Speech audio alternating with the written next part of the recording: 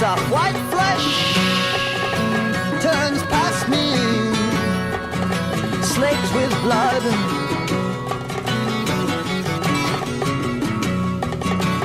Your evil eyes more damning. Hello guys and welcome back. This is going to be the start of a new gameplay series I'm going to be doing. I'm in a multiplayer game which should be starting soon, and I'm going to be playing as middle-aged Pangaea. Now, I have made a video previously about early-age Pangaea, and that was just kind of a national overview. This video will be a little bit of an overview of the middle-age version of Pangaea. And you can see a lot of things are the same. Usually when a nation continues from age to age, not too much changes. I mean, some things will obviously change, especially as you go further along the line. Pangaea is one of the few nations present in all three ages, and it does change quite a bit in each one. But in terms of the middle age, this is kind of like I guess I could say this is the most awkward of the three ages. Pangaea's always had kind of not really a schizophrenic sort of identity. I mean, I think the identity is very clear. But in terms of gameplay, there's always been two very distinct ways you could play Pangaea. You could play it as Order Pangaea or as Turmoil Pangaea. And I think these are the two common ways people tend to view the nation. Definitely in early age, you benefit the most from going Turmoil. I mean, most of your units are really cheap and don't require much in terms of recruitment points. So you can get away with high Turmoil. It doesn't really matter that much. And you benefit a lot from that too. You have big mages as well. So your big mages kind of pull the weight of the lack of troops and in terms of summoning things as well. In the late age, you kind of want to go Order because your mages are a lot weaker. You have a lot of very tough units that kind of should be building up the bulk of your armies and then supporting them with your cheaper but less powerful mages. And Middle Age is appropriately, I guess, in the middle of those two. You can kind of go either way with this. And the way I see Middle Age Pangaea is kind of like the hyper-specialized version of Early Age Pangaea. Now, you have a lot of tools available, a lot of things from the early age carry over, and a lot of these units are more or less the same as they were in the early age, and even similar to what they are in the late age. But you can really specialize what you want to do with this nation, and you have a lot of tools available to play with different kinds of strategies. So let me quickly go over this nation here. So I'm not going to go in too much detail since I covered a lot of this already in my first video on Pangaea, early age Pangaea. And in the middle age, not much is different. You have this more or less the same lineup of troops. All these satyrs are the same. You have the satyr sneak and satyr. The satyr sneak is useful for causing arrest and being really, really cheap. Plus, I believe this one you can recruit anywhere. Yeah, this one, all the cheap satyrs, these two, the Reveler and the Hoplite, you can't recruit anywhere. But these ones, the cheaper satyrs, you can recruit in any forest, which is great because you can easily reinforce yourself. And it's nice if you're raiding, for example, to recruit a bunch of these satyr sneaks and, sneak them around. Get a bunch of these guys, get a cheap satyr commander, and sneak around causing unrest. Now, I don't tend to use these guys too much for battling. Being undisciplined and generally pretty weak makes them not that great as like chaff. But because you can recruit them anywhere, you could be raiding somewhere, recruit a group of these guys in some random forest in enemy territory with the commander and just sneak them around to cause unrest or, other things like that. Then you have the other satyr. This one's more or less the same, except doesn't cause arrest. And again, very cheap unit with the javelin. I tend to not use it too much. The next level satyr, again, a little bit better. Just, again, not much to say about it. These two are more or less the same. This one has a little bit, it has a shield, so it's a little bit more beefy. This one has a javelin, so I don't know. I prefer the javelin over a shield, honestly. Since these are both going to die very quickly, I'd rather have a javelin so they could chuck it and do something useful. Next, you have these two. The Reveler returns from early age, and the Reveler is pretty good. He causes unrest the same as the generic satyr, but he's a little bit tougher. He has better stats overall, and he has a berserker. So he is situationally useful. When I posted the last video, a lot of people said they really liked the Reveler. I tend to not use it that much because I'd rather be recruiting other things in my forts rather than Revelers. But I guess they do have a purpose. I still kind of prefer the Satyr Sneak as my unrest causer rather than the Reveler. And I think in terms of just being a chaffy unit, the fact that he's undisciplined, I'd rather just get maybe some other units. For example, summoning tons of Vinemen. You can summon so many Vinemen as Pangaea, so I'd rather just get those guys as my generic kind of chaffy infantry rather than these guys. However, the Hoplite is new, and these guys are actually quite good. They have formation fighter, so they can hold 2 units to a square. They have a pretty long spear. They have pretty good armor, a full helmet, a cuirass, a hoplon, so they're actually quite well armed. And they have decent stats as well, pretty much equivalent to a human spearman unit. So I like these guys quite a lot. If you're going more of an order build or a build with a little bit more resources, these guys have quite a few recruitment points of resources. So you kind of need to go high production, high order if you want to be able to mass these guys, though there are some ways to deal with that. I think this could be a good option for a order Pangaea. And this is one of the things I mentioned before of how this nation could go one way or the other. You can go high order, high production, and focus on these kind of tougher, heavily armored units. And these units are quite good for the Middle Age, so I would consider that as well. These can be really useful. A bunch of these guys buffed by, for example, the Pan. The Pan is just a great mage in general, and he's got amazing buffing ability. So imagine a huge group of these Satyr Hoplites with Army of Gold, Army of Lead to buff them up a little bit. They can be really, really dangerous, and I think that could be a good strategy for you as well if you want to go more of an order Pangaea build. Next, you have the Centaurs. Not much to say about them, just these are your archer units. They're both fairly cheap. They have no resources, basically, and you can recruit them in any forest. Between these two, I prefer the Centaur just because he's a longbow. Longbows just do more damage. They'll hit armor a little bit better. The shortbow, I mean, middle age already, the shortbow is becoming a little bit weak. The Centauridae has some advantages, I guess, in terms of defense, but I think I prefer going for the longbow and the Centaur. These guys are really flimsy, however, so try to keep them far in the back. They have pretty good range 45, so you can keep them far in the back and hopefully they won't get killed, but they basically have no armor at all, so they'll die pretty quickly if they get hit by pretty much anything. Next, you have the Centaur Warriors, which again return from the early age. Not much to say about these two. They're very fast. They're very good. The Centauridae has a javelin and has higher defense. The Centaur Warrior has no javelin, but has a hoof attack as well as going berserk and does a little bit more damage as well. Has pretty good armor as well. These are really good light cavalry. As a light cavalry option, they're still just as good as they were in the early age. They're fairly cheap to recruit, and because they go berserk, at least the males go berserk, I like them quite a lot as a backup for your main force. Now, new to middle age, you have these heavily armored units. You have the Centauridae Cataphract, who's very similar to the Centauridae, except obviously with more armor. The one thing I don't like about her is she doesn't have a helmet, so that's kind of shitty. At least the male remembered to bring his helmet to battle. So I probably would not get this one. I mean, she has a javelin, but I feel like the amount of money you're putting into this unit, the fact that she doesn't have a shield, I'd rather get the Centauridae Warriors with the javelin and light armor, and then the Centaur Cataphracts with heavy armor and the lance charge. These guys don't go berserk. They have decent strength and attack, but they have really great armor. This is great armor for the middle age even, and these are an excellent heavy cavalry, probably one of the best heavy cavalry, non-sacred heavy cavalry you can get in the middle age. So these are a really amazing unit, and again, another good reason why you may want to consider going order Pangaea, because with order production as Pangaea, you can really mass a lot of these guys, especially depending what god you choose. You might be able to get a big army of these heavy cavalry. Heavy cavalry and then the hoplites, you can turn yourself almost into I don't know, almost like Arcocephale, right? Next, you have the Minotaurs, the generic Minotaur. I don't really like this one that much. I mean, he's recruitable everywhere, but he's undisciplined. He'll just run in the battle and get killed, so I don't really bother with these. Now, the War Minotaur is pretty nice. He's got decent armor. He doesn't have a helmet, which is too bad. The main use of him, he does go berserk, and he's not undisciplined, so you can actually tell him what to do.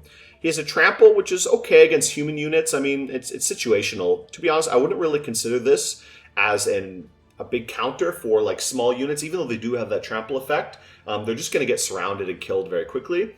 However, these guys are really useful in the late game because they take buffs really well. They have quite a lot of hit points, so they'll be a good target for your mages to buff. And a small group of these guys can really tear apart some enemy mages, enemy thugs, like big combatants, enemy super combatants that they might have. These guys hit really hard, and with some buffing, they'll hit even harder, especially because they have Berserker 4. They'll be hitting for like 30 something damage, so quite a lot of damage. So these guys will be hit really, really hard. They'll suck up a lot of buffs because they'll be a big HP pool. They're also good evocation bait, so if the enemy mages are casting whatever spells, probably your minotaurs will get hit before anything else, so that's another use for these guys too. But in general, I like to use these guys as kind of like an anti-special special unit. So anti-spec ops, whatever. So if your enemy has a really heavily armed, powerful single unit, again, a thug, or a very big important unit like their god or something, a group of these guys with a couple buffs will be able to rip that apart really easily. So these are quite nice. And last one, you have the White Centaur, the good old White Centaur, basically unchanged from early age. And he's still just as good. He's basically the premier sacred in Dominions in terms of just versatility, in terms of how, I don't know, I guess continuously iconic he is in each age. And just in how, like, great he is. I really love the White Centaur. He's so good at everything. He can do so many things. You could throw all kinds of blesses on this guy and do all kinds of funny things with him. And I don't know, he's very unique as a sacred, in my opinion. So I like White Centaurs a lot, and they return again, so that's great. They go berserk, they're stealthy, they're sacred. What more do you want, really? And again, being as they're cavalry, they're basically a light cavalry, but, you know, you can't kill the rider that easily, so they have pretty decent hit points and decent attack, defense, and so on, so they'll actually last quite a long time. So let's move on from here. We'll talk about the commanders a bit. No, I'm not going to talk too much about the generic commanders. You have the Minotaur Lord, Cinder Commander. All these guys just have a bit more armor. The Hierophant and Hierophide are more or less unchanged from the early age. They have the same kind of paths, either earth or nature for the Hierophant and water or nature for the Hierophide. I tend to not get too many Hierophantidae. I do get the Hierophants. However, I tend to not rely on them as much as I did in the early age. In the early age, these were your premier kind of light thugs and raiders. You'd get these guys with a group of White Centaur, and they could be raiding around. You could still do that now, too. I mean, it's still very viable. But in middle age, I tend to prefer something else instead. I tend to prefer having a bigger force, getting more pans and pandemoniacs, rather than so many Hierophants. And as well as dryads too. I tend to like going for a high income build and getting more dryads rather than Hierophants. I do get some Hierophants for raiding, but not as many as I would in early age. Next you have the dryad. Dryad's a little bit weaker, and the dryad mother is absent from middle age. She's only got one path of nature and 2 priest level, but she also gets a random for any of these paths: water, earth, nature, or glamour. So this gives you a nice little bit of cross-path ability. She's still pretty weak in all these paths, but you know, with a little bit of buffing, she can do some nice things. For example, she could be a stealthy Foul Vapors caster with water. If you get water and buff her up to water 2, maybe empower her or give her some kind of buffing item like Robe of the Sea, she can be a pretty easy Foul Vapors caster. She just needs a couple of gems and she'll be able to cast it. But because she's stealthy, she can basically surprise an army with Foul Vapors and then run away and kill a bunch of them, which is very nice. She's still a seducer, so the way seduction works, if you go into an enemy province and seduce the commander, they will come basically to your side. They'll come into your province. Now this only works if the province you're seducing the commander in is adjacent to one of your provinces, so they can actually get out. It's not the same as assassination, and you get the commander after. So I really like getting dryads. I tend to produce more dryads than I do Hierophants, just because I like seduction. I like having my core of sneaky seducers to be able to steal enemy units and act as kind of pseudo-assassins. They also have an awe too, which is nice for their own defense. I wouldn't really use these as a thug, but I mean, it's good to have that there, and they're sacred, of course, as well. You could do something pretty funny as like a sacred stealthy seducer bless. I've never done it before, but you could do something focusing on dryads. I don't think it's optimal, but it could be pretty funny. Last, we have the kind of iconic mages of Pangaea, the Pan, and new for middle age only is the Pandemoniac. Now, in early age, if you recall, the Pans had a little bit different paths. They had 4 nature, I believe, 1 earth and 1 blood. And then they'd have a random for either earth or blood. So they could either get earth 2 or blood 2. And 50% of them would be earth 2, 50% of them would be blood 2. In middle age, that has changed. Now, all the pans have Earth 2, Nature 3, and they have a random for either Earth or Nature, so they can either get Earth 3 or Nature 4, which are both really amazing paths. Earth 4 is already really good. You can cast a lot of great spells, and with Earth boots only, you can cast a lot of the big battlefield Earth spells like Earthquake or Maws of the Earth and things like that. With Nature 4, you can already do a lot of useful things. With one boost up, just with a Thistle Mace, these guys can cast Mother Oak like unaided, and then cast basically all the big all the big nature spells on their own. So this is really great. But one thing you notice is they lost their blood path. They do have a 10% chance random for blood, or I should say not 10% chance, but more like a 3-something% chance for blood. 10% for any one of these three here. All the blood pans have been shifted over to this more specialized pan, the Pandemoniac. So as I said before, Middle Age is more about specialization. Instead of having one unit do a lot of different things, you have a lot of little specialized units who do maybe one thing really well and other things not so well. So I mentioned with the War Minotaur is a good example of that. The Pandemoniac is another one. So instead of having your pans be kind of a mixture of some being good earth mages, some being good blood mages, and so on, now you have these pans who are very strong earth and nature mages only.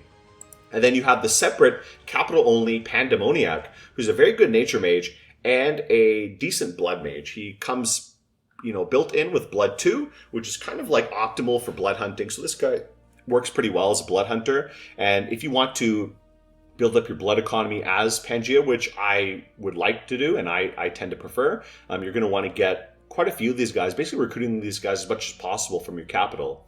The problem is these guys are really expensive. Now, they're not as expensive as the generic pan, and the generic pan is generally better as a mage, but I really like the Pandemoniac, even though you could argue that, okay, early age pans, 50% of them are going to be 50% of them are going to be Blood 2 anyways, plus they have the same nature path and also a common earth cross path. So obviously the early age pans are more versatile, they have more cross paths, but I still kind of like the Pandemoniacs. They're out of the box blood hunters.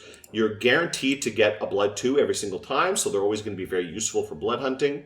And this gives you a lot of options as well. Now, you don't have the same cross paths because you don't have earth magic for things like summoning ill earths or demon knights and things like that. But these still are pretty good. You can do some useful spells, which I'll look at in a minute, with nature and blood. You do have a small percent for these three randoms as well, but again, very small percent chance. Like I said, I like Pandemoniacs. They're almost identical to the normal pans, just they're dedicated Blood 2 mages. And basically, again, you're dedicated blood hunters. All right, let's move on here. So let's talk about god ideas. Now, there's a few god ideas you can go with Pangaea. I mean, again, it really depends what you want to do. If you want to go for a more order-focused build, I wouldn't really go with a monster for Pangaea. I mean, your expansion ability is so good. I think going for a monster is not really optimal. I mean, you could. I guess it depends whatever you want to do.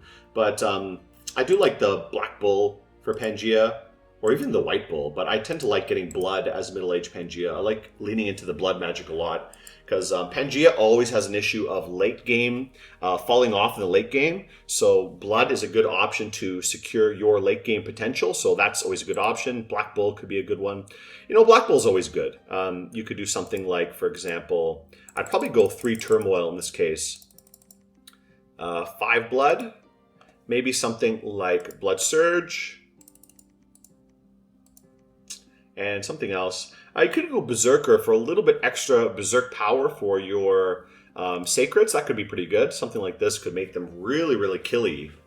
The Blood Surge and the Berserker effect. I like this Bless quite a lot as well. This could be something option. For your scales, I guess it depends what you really want. I really like Growth 3 as Pangaea. Turmoil, I tend to prefer Pangaea, plain Turmoil Pangaea, but you could go for an order build.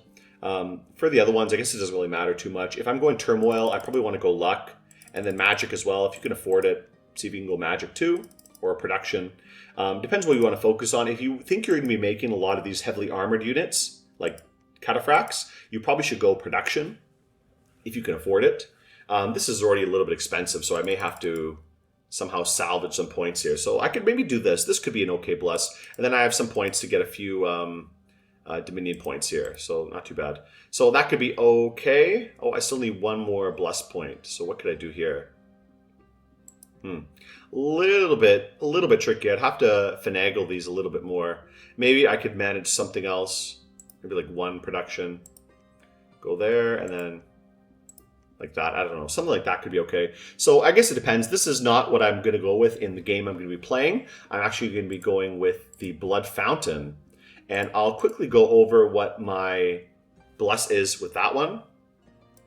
All right, this is the god I'm going to be using in the upcoming game I'll be playing. This is Bill Gates' Bathtub, the Fountain of Blood. And I went with a very blood-heavy bless. I took Blood Surge, which is just good in general. Blood Surge is just such a good bless. It gives so much value, and it's not incarnate, so you can use it right from the get-go. I took my god Dormant, so in the first part of the game, only Blood Surge is going to be active for my Sacreds, but, you know, the Sacreds are already good, and Blood Surge is just a great bless on its own, so they don't really need much more than that to help expansion. I played a test game, and in that game, I had no issues with expansion at all, just with Blood Surge for all the first year.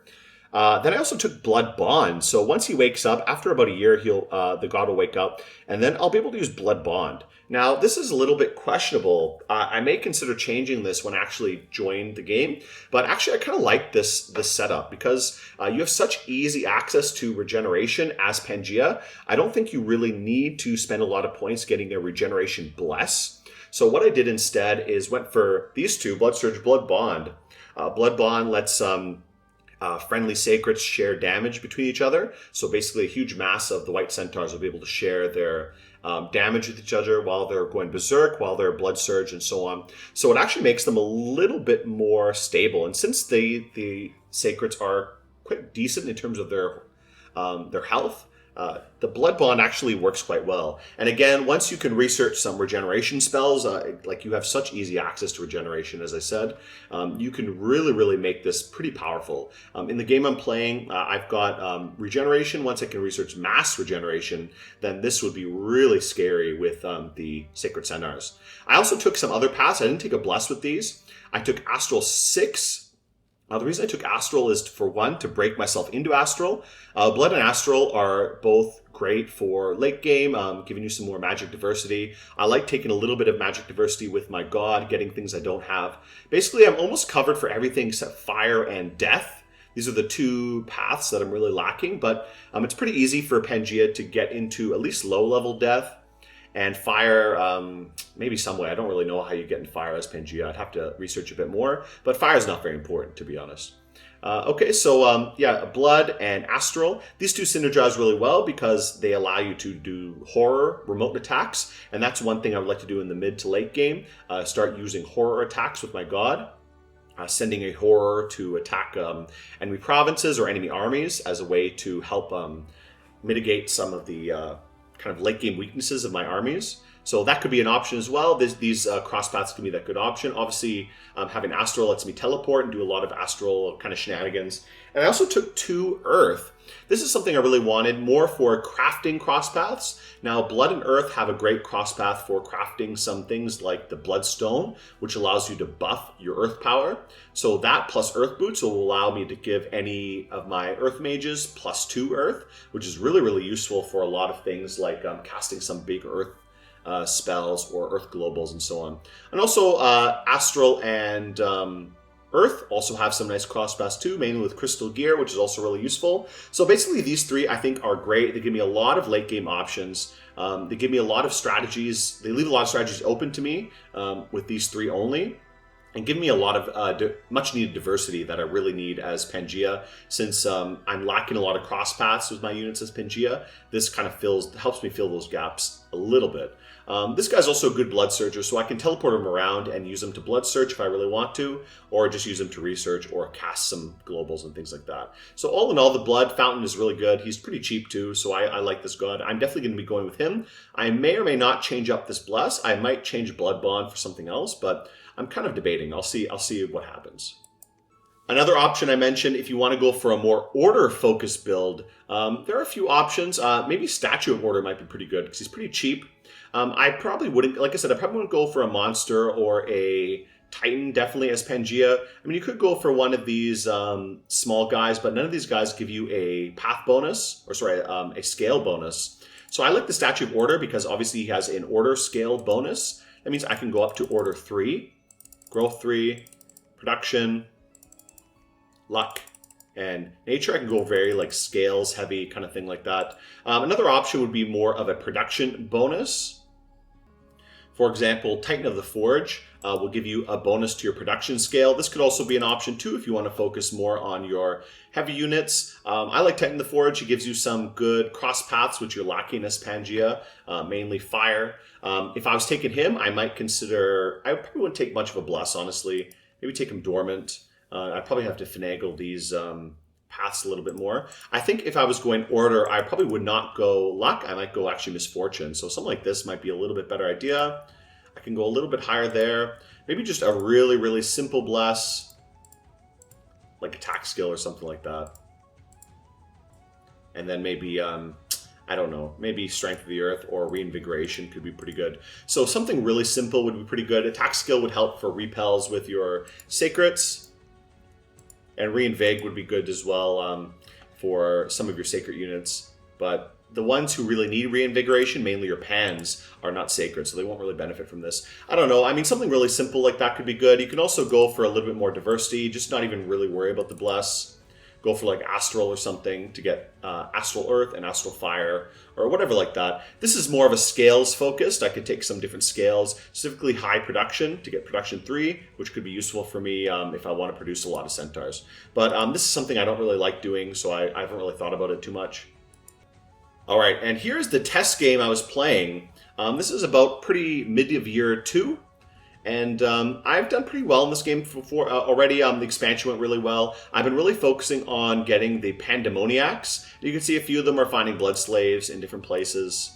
Some Dryads as well, searching, stuff like that. I see I attacked a fortress. This battle went pretty well, but I lost quite a lot of troops. At least most of them were Maniads. Maniads just die by the dozens, so it's not really a big deal. As for everything else, I didn't use too many. I lost some Centaur Cataphracts. White Centaurs, a lot of White Centaurs died. This is because of the Blood Bond. The problem with Blood Bond, obviously, they tend to die. Once a few of them die, they'll all drop dead. But they got a lot of kills, which is the main purpose. I think they killed almost all of these themselves. So let's go through that. We'll take a look at this battle here. A lot of Maniads. Maniads are just kind of like siege chaff in this case. They're not really doing that much, and basically all of them die. I have a lot of Vinemen as well. Vinemen are a really great option for just filler chaff. They're really cheap to summon, and you have so many nature gems as Pangaea, or you should be getting a lot of nature gems. So you can really fill up your armies with tons of these little Vinemen.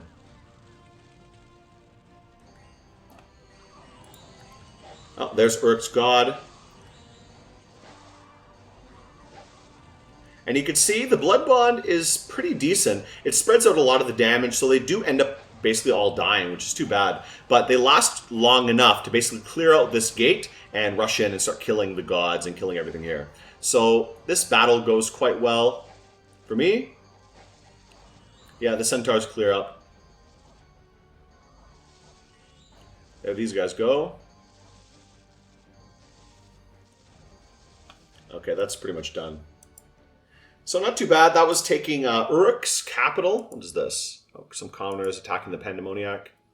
One thing I like about the Pandemoniacs is because in Turmoil they summon Maniads, they kind of have their own little bodyguards, so it makes them a little bit less sensitive to getting attacked by random events. In Dominion 6, the random events for blood hunting are a lot more common and a lot more severe, so you tend to have to usually protect your blood mages a little bit more, but because these guys come with their own built-in protection, that's pretty nice. You can see on blood hunting quite a bit.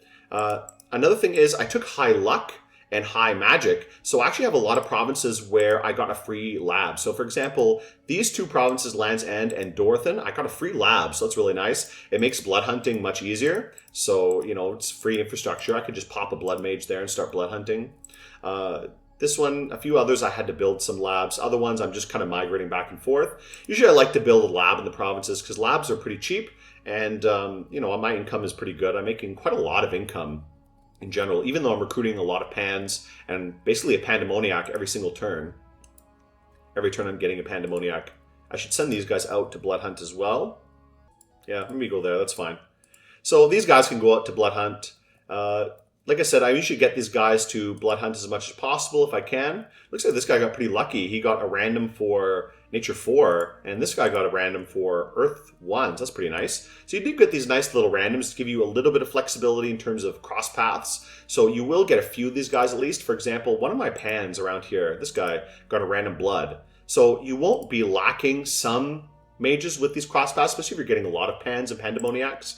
And generally playing middle-aged pan, I tend to mostly recruit pans and pandemoniacs. Just in all these provinces, I'm basically recruiting mostly pans. Only this one I'm recruiting dryads. This is kind of my dryad factory because I do want to use dryads sometimes just for the diversity, getting water and glamour, and also for like doing seductions and things like that. So I have the dryads going around doing things like this.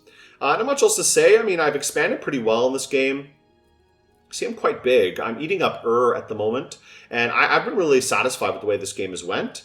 I did manage to get Mother Oak. Mother Oak is really, really useful for you. You see, I'm getting a lot of nature gems. One thing I need to do if I'm actually playing a real game online is definitely really focus on gem searching a little bit more, especially for nature and earth gems, because these are very valuable for me. I'm getting a lot of blood slaves per turn because I'm blood hunting a lot, but so far I've not really done anything with them. I've not really researched much blood. I have blood 2. This is just so I can get Bind Fiends. Fiend of Darkness are a pretty decent blood summon, and they're nice for raiding specifically because they're stealthy. So I like using the Fiends with a Pandemoniac. Since Pandemoniacs are also stealthy and they have undead leadership, you can give this guy a couple Fiends and you can go raiding with them, use Hell Power and get a big power boost. So that's a kind of nice strategy I like to use with the Pandemoniacs. But let's exit out here. Not much else to really say about this. Not much else going on.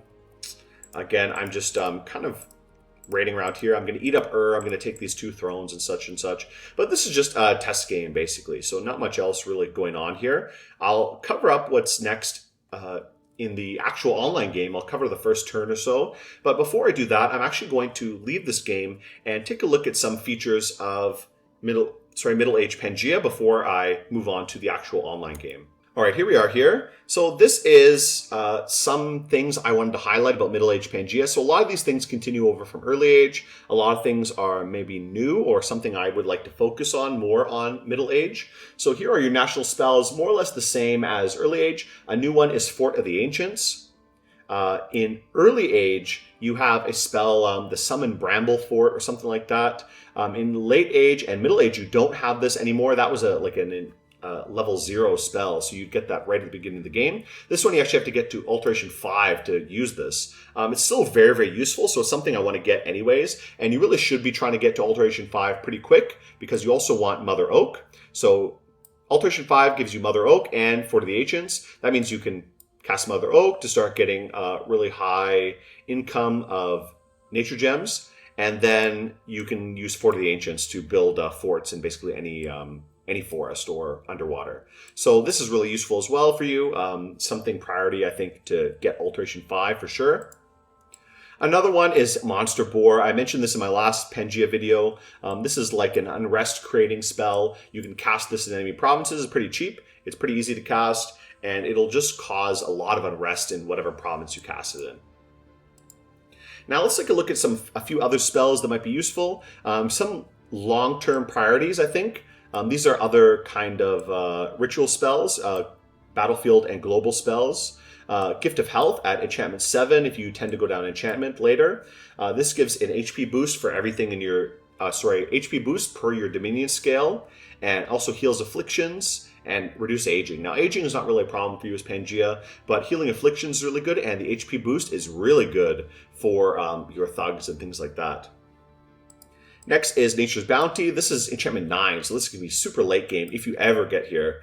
But if you do get to this point, it's really great as well. Gives you a +1 growth for all your Dominion and also an income boost. So this is really great late game when you really need like tons of money. Your upkeep's can be really high, especially if you're playing the way I do with a lot of pans. Pans have super high upkeep. So if you're producing a lot of pans and pandemoniacs and you're blood hunting a lot, you're eating up population, having the extra growth makes a big difference. And definitely if you're playing a blood focused Pangaea, you want as much growth as possible. All right, next let's take a look at a few other spells that are useful. These are just some common summons I think are both useful. Conjuration 2, you get Vine Men. I mentioned this one before. This is a great, cheap, it's only 1 gem, and you get a couple of these guys. So this is really great, and you can even improve the spell with some items. I think the Ivy King's Crown or something like that, or the Ivy Crown will get you a couple extra Vine Men. That's really easy to craft. So this is a great way to produce some cheap chaff, and Vine Men are pretty good. They have 2 attacks. They're decent. They're mindless as well, so they won't be affected by like routing and stuff like that. So this is a great chaffy unit you could be using in the mid to late game pretty easily. And you basically all your mages can make this pretty much. Ivy King, a little bit later in the game. This guy's a good thug option. He's got 3 nature, which is not really that useful for you since you have lots of access to nature. He's also Ivy Lord, so he himself can summon tons of the Ivy Men himself. So that's really useful as well. And this is a great option once you get to late game for some extra commanders. Just nature 3 is pretty useful. You can use a lot of spells, and him leading with a bunch of Ivy Men is pretty useful for you. So those 2 are good options. As well, you have a few other conjuration spells I wanted to highlight. These are more for the sake of diversity. Forest Troll Tribe is probably the first easiest one for you to cast. Nature 3 is easy for you to get. All your pans have Nature 3 off the bat. It gets you a Troll Shaman and a bunch of Trolls. Trolls are pretty decent, beefy units if you want to siege down a fort or something, or just be a big bag of HP. Troll Shaman is special because he has guaranteed death access, death 1, nature 1, and a random 25% chance of getting another death. So the chance is not that high, and he does cost a lot of gems. But at least it gives you death 1, so you can hopefully break into death with this guy. Use him to hunt for death gems and get some kind of a death economy started at least. So that's one option available for you to get started with death as middle-aged Pangaea. Another option is once you can get enough death gems, I wouldn't really recommend boosting a Troll Shaman, because for one, you need him to get death 2 and then boost his nature up to 5, or get nature 3 and then still boost his nature up to, get nature 2 with him, then still boost his nature up to 5, and then death up to 2 as well. So this is pretty difficult for you to cast. I would probably go with a Pan. Getting a Pan to nature 5 is much easier than getting a Troll Shaman to nature 5. Basically just 1 empowerment or a Thistle Mace and he'll be nature 5 very easily. And boosting up to death 2 is a little bit hard. I guess what you could do is boost him up to death 1 and maybe give him an item. That might be hard if he's holding a Thistle Mace to hold like another death item like the Death Staff. Might be possible to boost him up to death 2. You really only need one of these guys. Once you can get one Pan, for example, up to death 2, by boosting or with items or whatever, then you can get Lamia Queens. And Lamia Queens are guaranteed death 2. They have 2 randoms for water, death, nature, and blood. So this gives you a lot of versatility in terms of cross paths. It gives you the possibility for death 3 or nature 2, which makes it much easier to call Lamia Queens in the future if you give some boosters to the Lamia Queen instead. So this could break you into a lot of useful paths, and getting Lamia Queens as well can get a lot of magic diversity in terms of blood and other things like that. Plus extra blood hunters could be useful if you get some blood Lamia Queens. Last one is Summon Spectre. If you do decide to break into blood, the Spectral Mage helps you break into other paths, for example, Astral and Glamour. You can get maybe 2 Glamour, 2 Astral, or any other kind of cross paths here. So this gives you a lot, again, of magic diversity. So if you can manage to break into death, getting Spectral Mages will help you break further into death, maybe possibly up to death 3, as well as into Astral or other paths. And these guys are a little bit expensive, but not too much. However, death gems are definitely going to be hard for you to get as Pangaea. You're going to have to work a lot at it. Next, you have 2 kind of optional spells I want to look at, Awakened Tree Lord and Father Ill Earth. Now, Awakened Tree Lord is not too difficult to cast with nature 5. It's of dubious usefulness since, the Tree Lords are immobile. They can't do anything. And most of the Tree Lords don't do anything your Pans can't already do. So the first Tree Lord is 4/1, 1 Earth, and 4 Nature. A generic Pan is already better than that. So, not really that useful. The Tree Lord with Blood is okay, but your Pandemoniac is already kind of better than this. He has Blood 2 and Nature 3, which is already a little bit better. I guess this guy could be a very stable Blood Hunter, so maybe that could be useful for him. And the last one is Nature 5. I guess that could be good for whatever reason. I mean, this is enchantment 7, so would it be useful for casting Mother Oak? But who knows? I don't know. This could be just an option for you available if you want something. They don't really give you any diversity since it doesn't give you anything you don't already have. Last one, Father Ill-Earth. This is a really great spell for getting a big Earth and Blood cross path, but you already need pretty high Earth and Blood. However, boosting a mage in Blood is pretty easy since Blood slaves are really easy to get. You get tons and tons of Blood slaves. You can easily boost a level 4 Earth Pan up to Blood 3 without that much difficulty. Maybe boost him once and then give him some armor of Twisting Thorns to boost his blood up again, and then give him maybe like a Brazen Vessel to boost his blood up again. So 2 boosters and 1 empowerment. You could easily cast Father Ill-Earth and then get not only a very unique kind of thug commander, you get pretty high blood and earth access as well for summoning just Ill-Earths and things like that. So this is pretty easy for you to get. You do have to do some boosting and things like this. If you're not familiar with boosting, I'll talk about that in a minute. Before we go into the blood spells I highlighted here, let's take a look at some boosting options. So boosting means making certain items, usually making an item to boost the level of one of your mages. So here are a few items I highlighted. The Thistle Mace and Earth Boots are both very generic. You can make these very easily. Thistle Mace, you only need Nature 2, 10 gems, and this gives you +1 Nature. So this is a great option once you get to level 5 construction. This will boost any of your Nature mages +1 Nature for whatever reason you want to do that. Earth Boots as well, very easy to make. You only need Earth 2, and it gives you +1 Earth. So both of these are really easy to make. You don't need to do anything special to get these, and they both give you a +1 bonus to Earth and Nature, which is also very, very useful for loads of different reasons. Whatever you want to do, you need a little bit higher magic path. This is your option. Next, you have a few more specialized options, which you kind of need to think about in advance, specifically involving blood, if you want to actually get these. For example, the Bloodstone, the Armor of Souls, the Brazen Vessel, and the Armor of Twisting Thorns. Now, Armor of Twisting Thorns is pretty easy for you to get. However, you do need Blood 3, and your Pandemoniac only has Blood 2. Now, it's not that easy to just get a booster for Blood without some kind of cross path. However, you can always empower in Blood really easily since it's pretty cheap, or you can consider taking Blood on your God, which is why I took Blood on my God to be able to craft some of these other boosters. So Armor of Twisting Thorns gives you a plus bonus to Nature and Blood, which is really useful for Pangaea. This you can give to your Pandemoniacs to give them a nice boost for both these paths, or use it to boost only one of these paths. For example, I can give it to a Pan just to boost his Nature. If you don't have a Blood path already, it won't give you Blood, but if you do, it will boost it higher. But still, this is a good option as well. And again, stick this on a Pandemoniac to give him Nature 4 and Blood 3 really easily to cast some bigger spells and things like Hell Power without getting tired out. Next, you have the Bloodstone. This you need a Earth-Blood cross path. So I took my God with Earth specifically for this reason, so I can make Bloodstone. This gives you another boost to Earth, and this is one of the only other cheap options to boost Earth. Earth Boots are the one cheap option, and Bloodstone is the other cheap option, but you do need the Earth-Blood cross path. So this is another option to boost Earth for any of my Earth mages, and it gives me some more flexibility in terms of boosting. I don't have to rely on empowerment so much if I can make the Bloodstone. Next is Armor of Souls, another kind of cheap option to boost Blood. Now you need Blood 5, which is again why I wanted to take minimum of Blood 5 on my Pretender, so I can make both of these. Both of these come at level 5 construction, the Brazen Vessel and Armor of Souls. They both boost blood by 1. That's a little bit of a tongue twister.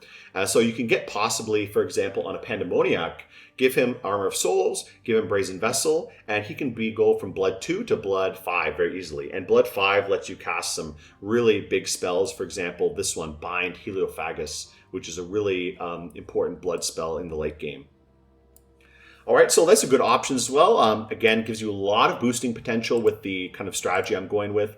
Last one I want to mention is Black Heart. This is not a boosting item, but this gives you the Assassin ability. So what this does, you can give this to any commander and it'll turn him into an assassin. So this is really useful to give to a Pen or a Pandemoniac and turn them into a really, really strong, stealthy assassin. Especially the Pan, I think, because he can boost himself with Earth really easily and then cast a lot of nature spells like Swarm to help him assassinate. Well, I guess a Pandemoniac could work as well, especially if you're turning him into a raider / assassin with some fiends.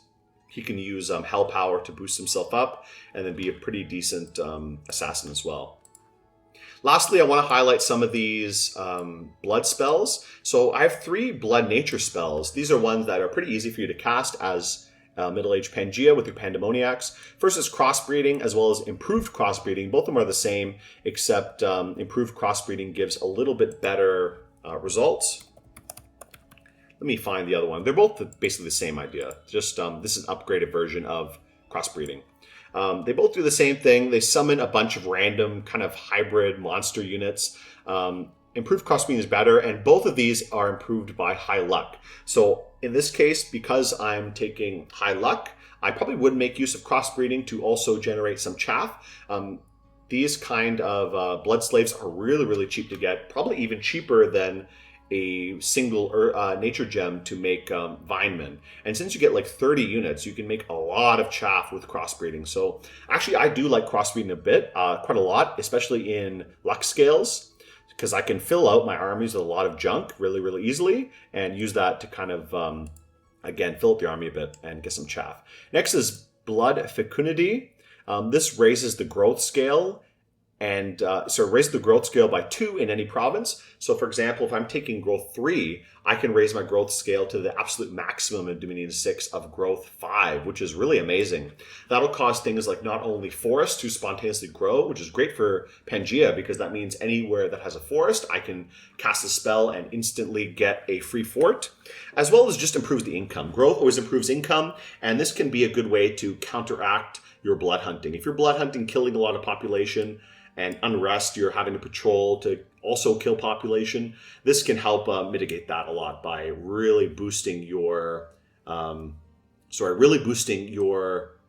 growth scales and your growth in certain provinces. So this could be a great way in the mid to late game to really get your income really, really high.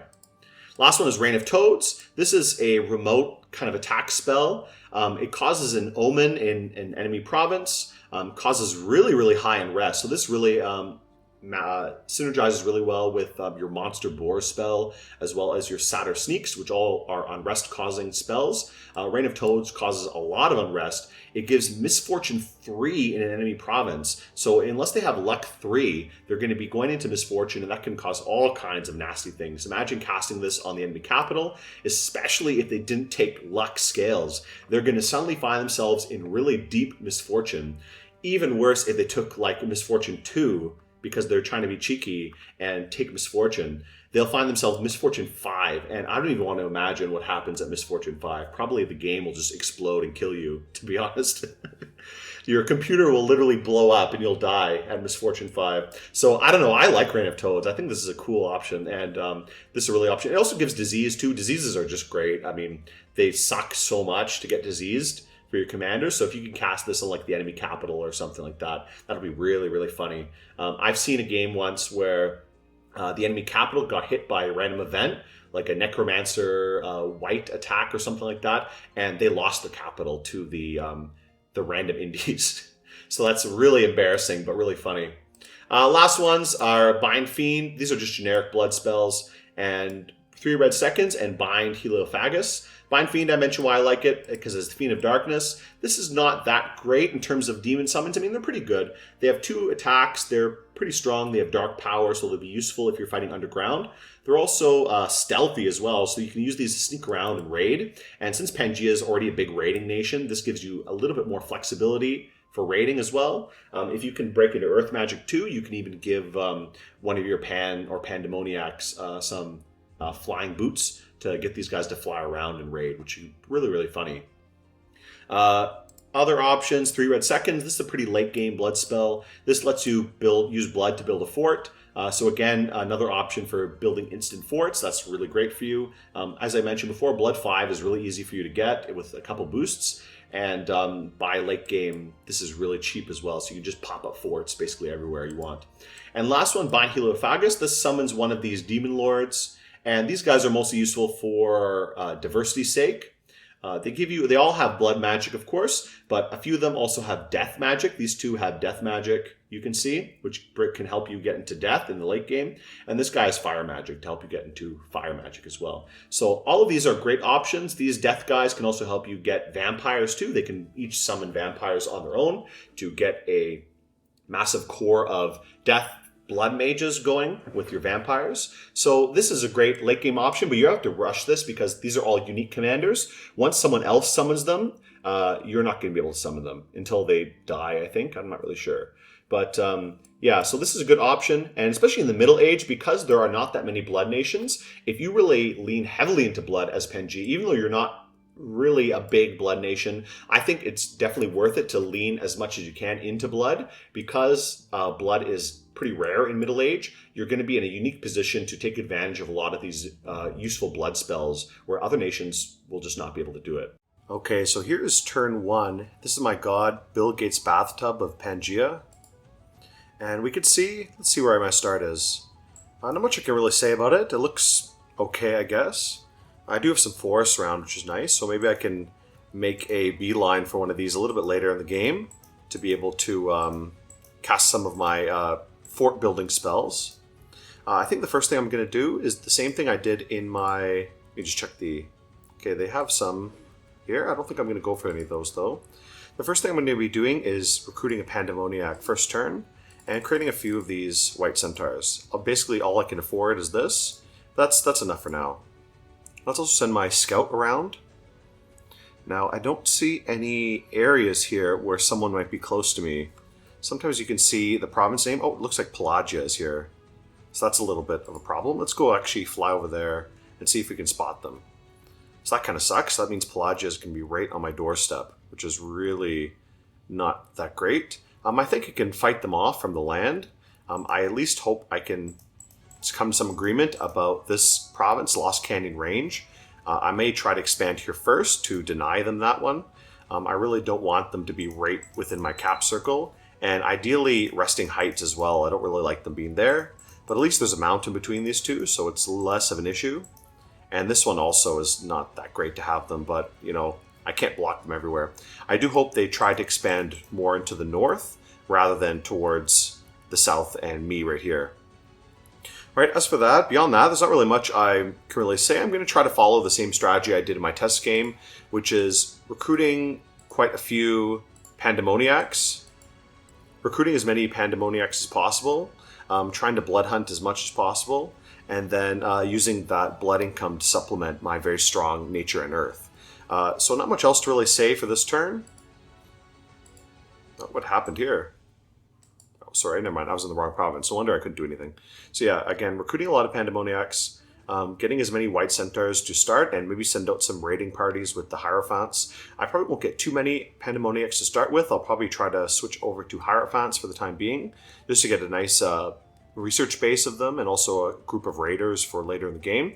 Then I will move over to recruiting Pandemoniacs pretty much every turn. Maybe some Pans as well for just generic nature casting, earth and nature casting. And then maybe a few Dryads if it comes up as well. Maybe for the sake of seducing or assassinations, things like that. But yeah, not much else to really say. You can see the map here. Pretty interesting map, and this one does have a cave lair, I believe. It should have one. I can't see it at the moment, but maybe when my god wakes up in about a year, I'll be able to see what the cave lair looks like. So either way, I'm going to end the video here, and I'll update again once a few turns have gone by to see what's happened. I'd like to go through the first initial few turns, and then kind of update, hopefully pretty regularly from there. Let's also actually make this guy a prophet as well, so we can lead my sacreds around. And yeah, not much else to do. Last thing I will do is get my research in order. So the first thing I would like to do is get my alteration up.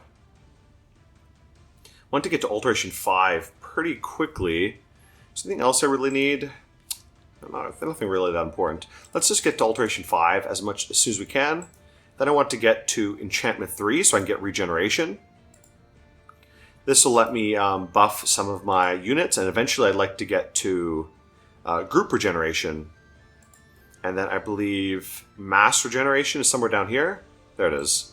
So this is a good late goal spell to help boost my sacreds. Since I did take the Blood Bond Bless, that will help them out in the late game. Some thaumaturgy will help out as well for getting some of the site searching and make it a little bit easier to get my gems up. I need as much gen income as I can really get. And of course, getting some blood magic as well. So I'll get maybe some blood magic a little bit later. I'm going to be hunting at first and then try to get some of the magic going a little bit later in the game. So let's just do Alteration 5 first. Get maybe Enchantment 3, which should come pretty quickly. And then just get a few levels of blood. Maybe level 2 for the time being to get some fiends and start raiding with some fiends there, some demons. And maybe make my way up to level 4, level 5 to get some useful spells like Rain of Toads, which I mentioned earlier in the video. Either way, that's it for now. I think this will be pretty good research setup for the time being. I might change that depending what happens, but I think for now that's pretty good. Either way, let's end the video here, and I'll see you guys again a little bit later. So goodbye, guys.